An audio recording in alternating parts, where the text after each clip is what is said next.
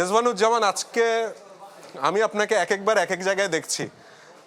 কিছুক্ষণ আগে বাসে দেখলাম, এবার নৌকায়। নৌকায় আপনি কি করছেন? নৌকায় আসলে নাইম উঠে পড়েছি আসলে যে ঢাকার প্রান্তিক এলাকার, মানে ঢাকার একদম দ্বার প্রান্তের এলাকাগুলোর আসলে মানুষের খবর সেটা জানার জন্যই। আমরা নির্বাচনে তাদের আসলে কি ভাবনা সেটা জানতে চাই। আমরা এই মুহূর্তে আছি ঢাকা 14-তে তুরাগ নদীর উপর। বুঝতেই পারছেন যে তুরাগ নদী ঢাকা 14, একদম ঢাকার প্রান্ত যদি বলি আমরা সেই জায়গায়, এবং এটা জায়গাটার নাম কাউন্দিয়া।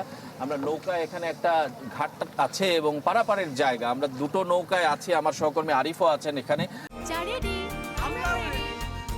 চা মানে লাইফটা ভরপুর, চা মানে ইস্পাহানি মির্জাপুর। আমরা একটু মানুষের কথা শুনতে চাই যে এই এলাকার মানুষ আসলে নির্বাচনে কি চায়।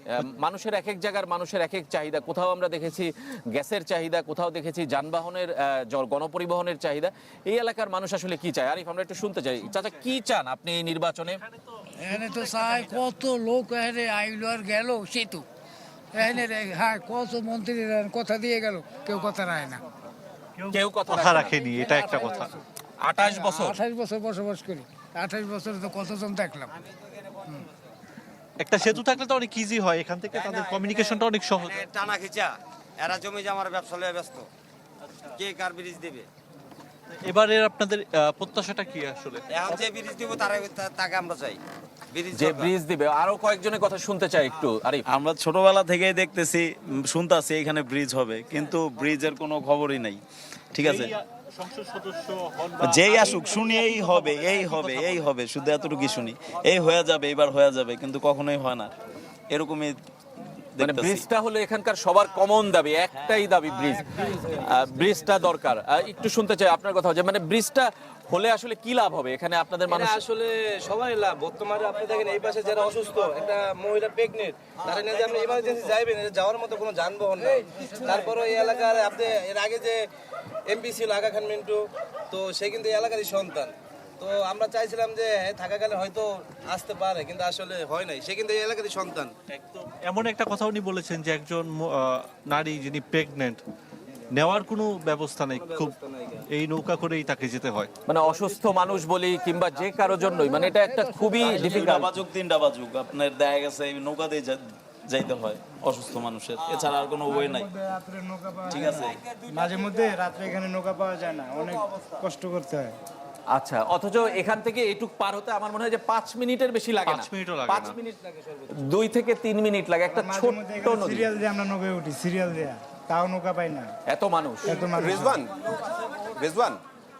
রেজওয়ান, আপনার কাছে একটা ব্যাপার জানতে চাচ্ছিলাম। কিছুদিন আগে আপনার হয়তো হয়েছে, একটা দুর্ঘটনা করছে এই জায়গায়, 8টার দিকে গেছিল। আপনি কাকতালীয় ভাবে যে আসনে আছেন, আমি সেই আসনের ভোটার, তা আমিও প্রবলেমটা রিলেট করতে পারছি কিছুটা।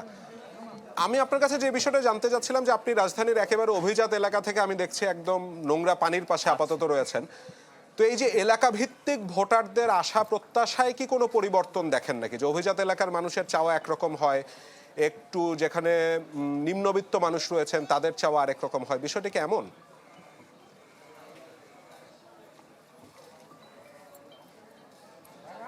কিছুটা তো পার্থক্য হয়, কিন্তু আমি দেখছি যে আসলে সবারই চাওয়া আছে।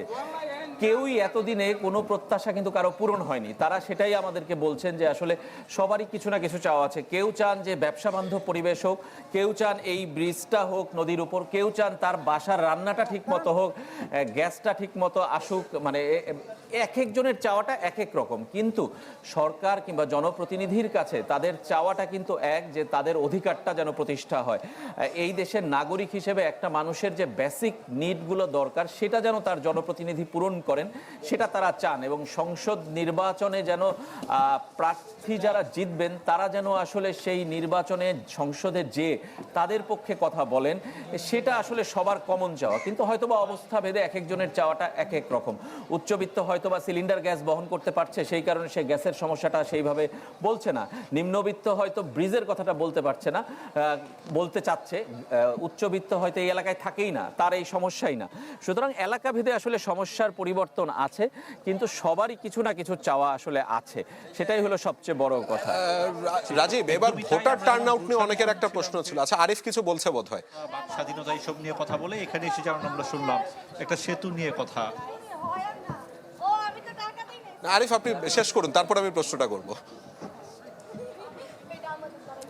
ভোটার টার্ন আউটের কথা যদি বলি, আমি একটু ভোটার টার্ন আউটের কথা নাইম বলতে চাই যে ভোটার এবার আমি যাদের সাথে কথা বলছি তারা ভোট দিতে চায়, এবং বেশিরভাগ মানুষই কিন্তু আমরা দেখেছি যে কালকে ভোট দিবে এবং তারা ভোট দিতে চায়, এবং এই কারণেই আমরা দেখেছি যে ঢাকায় এত মানুষ আসলে ঢাকা থেকে চলে গেছেন, এবং সেটা আসলে আমার ধারণা কোনো ঈদকেও হার মানাবে। আমার কেন যেন মনে হচ্ছে যে ঈদের সময়ও এত মানুষ আসলে যায় না, ঢাকায় এত ফাঁকা আমরা দেখিনি।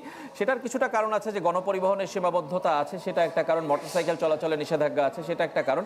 কিন্তু টার্ন আউটে আমার কাছে মনে হয় যে এবার মানুষ স্বতঃস্ফূর্তভাবে ভোট দিতে যাবে। একটা বড় অংশ, আমরা আপনার সাথে আলোচনায় কোনো একটা সময় শুনছিলাম যে আপনি বলেছিলেন যে 91-এর ভোট সবচেয়ে নিরপেক্ষ হয়েছে, পররাষ্ট্র উপদেষ্টা কারো একজনের উদাহরণ দিয়ে বলছিলেন যে 55% ভোট পড়েছিল। আমার কেন যেন মনে হচ্ছে যে সেই সংখ্যাটা এবার ছাড়িয়ে যাবে, এবার ভোটার টার্ন আউটের সংখ্যাটা আসলে অনেক বেশি হবে। সেই কারণে ভোটের লাইনটাও দীর্ঘ হবে এবং ভোটের গণনার ফলটা পেতেও আসলে অনেক সময় লাগবে। নাইম।